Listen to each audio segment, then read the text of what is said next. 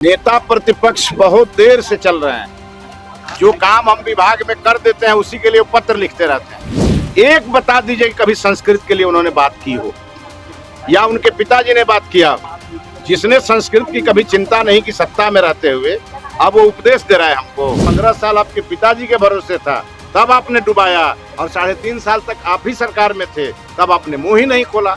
बिहार के नेता प्रतिपक्ष तेजस्वी यादव ने जो है सीएम सम्राट को पत्र लिखा था, जिसमें उर्दू शिक्षक, संस्कृत शिक्षक के साथ साथ मदरसे का भी उन्होंने जिक्र किया था और जिक्र करके जो है शिक्षा विभाग को इसको लेकर के जो है मामले को सुनवाई के लिए दी थी। लेकिन जो है अब शिक्षा विभाग के मंत्री मिथिलेश तिवारी का जो है बयान सामने आया है। बयान में उन्होंने साफ तौर पर जिक्र कर दिया है। जिक्र करते हुए कहा है कि तेजस्वी जी थोड़ा धीमे गति से चल रहे हैं, उनको कहिए कि उनकी जो गति है उसको तेज करे, क्योंकि वो जिस मामले का पत्र लिखे हैं उस पत्र में मामले का हमने निपटारा पहले ही कर दिया था और अब ऐसे में पत्र लिखने की कोई आवश्यकता तो नहीं है। क्या कुछ कर रहे हैं मिथिलेश तिवारी, पहले उनके बयान को सुनिए। नेता प्रतिपक्ष बहुत देर से चल रहे हैं। जो काम हम विभाग में कर देते हैं उसी के लिए पत्र लिखते रहते हैं। तो चलिए उनको भी बधाई कि कम से कम उनको कुछ शिक्षा विभाग का दिख तो रहा है।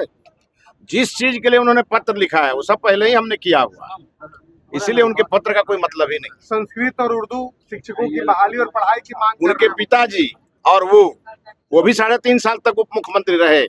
एक बता दीजिए कि कभी संस्कृत के लिए उन्होंने बात की हो या उनके पिताजी ने बात किया हो, जिसने संस्कृत की कभी चिंता नहीं की सत्ता में रहते हुए अब वो उपदेश दे रहा है हमको। उनको मैं आपके माध्यम से कहना चाहूंगा, तेजस्वी जी आप आराम से पर्यटन करिए, विदेश घूमिए, बिहार बहुत ही सुरक्षित हाथों में है। माननीय सम्राट चौधरी जी जितना संस्कृत की चिंता होनी चाहिए उतना कर रहे हैं और जितना उर्दू की चिंता होनी चाहिए उतना कर रहे हैं। अब आपके भरोसे हम लोग कुछ भी छोड़ने वाले नहीं है, क्योंकि 15 साल आपके पिताजी के भरोसे था, तब आपने डुबाया, और 3.5 साल तक आप ही सरकार में थे, तब आपने मुंह ही नहीं खोला। तब आपके हाथ से मौका निकल गया। अब आपको प्रवचन देने की कोई भी नैतिक अधिकार नहीं है। टीआरई 4 की वैकेंसी अगस्त के लास्ट तक आएगी, तो फिर पीटी मेंस कब तक होगा? ये बीपीएससी बताएगा, ये विषय बीपीएससी का है, ये मेरा नहीं। लेकिन परीक्षा जल्दी लेने का आग्रह सरकार ने किया है, फुल प्रूफ व्यवस्था के साथ। काहे के लिए सड़क पर उतरने की तैयारी कर रहे हैं? छात्रों की सब बात मानी गई है, तो क्यों सड़क पर उतरेंगे? कुछ नेता हैं जिनकी नेतागिरी खतरे में है, वो अपनी नेतागिरी चमकाने के लिए हमारे अभ्यर्थियों को भड़का रहे हैं। हम आपके माध्यम से कहेंगे अभ्यर्थी उनके झांसे में न जाए, सरकार उनकी है और उनके हर बात को सरकार संज्ञान ले रही है। लेकिन झारखंड में जिस तरीके से हो रहा है जेपीएससी को लेकर, वहां भी लाठीचार्ज हुआ है, विधानसभा तक छात्रों ने प्रोटेस्ट किया, उन पर भी। झारखंड सरकार से आप अपेक्षा क्या कर सकते हैं? झारखंड सरकार अपने कमियों को छुपाने के लिए छात्रों पर लाठी चला रही है। लेकिन आपने देखा होगा कि जंतर मंतर पर जिस प्रकार से इस देश में हमारे युवाओं को और हमारे छात्रों को बहका करके और आंदोलन का पार्ट बनाया गया, तो हमारे प्रधानमंत्री जी ने संवेदनशीलता दिखाई और वो स्वयं आगे आए और उन्होंने उस मामले को संभाला। और जिस समय ये हो रहा था वहां यही झारखंड सरकार में बैठे लोग ताली बजा रहे थे, और आज हमारे उन्हीं छात्रों नौजवानों के ऊपर लाठियां बरसा रहे हैं। उनका एक ही तो डिमांड है कि सीबीआई इंक्वायरी दे दीजिए। तो क्यों नहीं कर रहे हैं सीबीआई इंक्वायरी की अनुशंसा? क्योंकि ये सरकार अपने लोगों को बचाने में लगी। सीबीआई से डर है कि सही बात सामने आ जाए।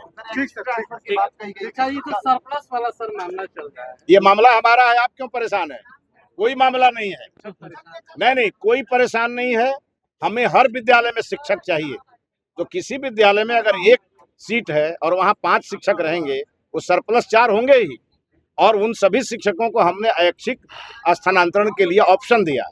वो अपनी इच्छा से सब जगह आवेदन दे रहे हैं, और 1 लाख ऐच्छिक थे, उसमें से 73,000 आवेदन मेरे पास आ गया। और इसीलिए इसको लेकर के कोई न्यूज बनाने की जरूरत नहीं है। हम शिक्षकों से सीधा संवाद कर रहे हैं। आपके माध्यम से भी ये बात दूर दूर तक जाए। बिहार के एक भी शिक्षक की कोई समस्या हम नहीं रहने देंगे, वैसे शिक्षा मंत्री। इसीलिए शिक्षकों की सीधे सुन रहे हैं, और हमारे शिक्षक 31 अक्टूबर तक हम उनकी सब बात सुनेंगे।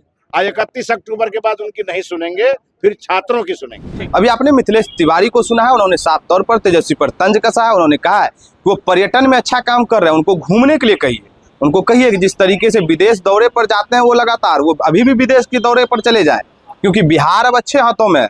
और बिहार अच्छे हाथों में होने के बाद जो है बिहार सशक्त और समृद्ध बनाने के लिए एनडीए सरकार लगी हुई है। इस खबर पर आपकी क्या राय है कमेंट बॉक्स में जरूर दें।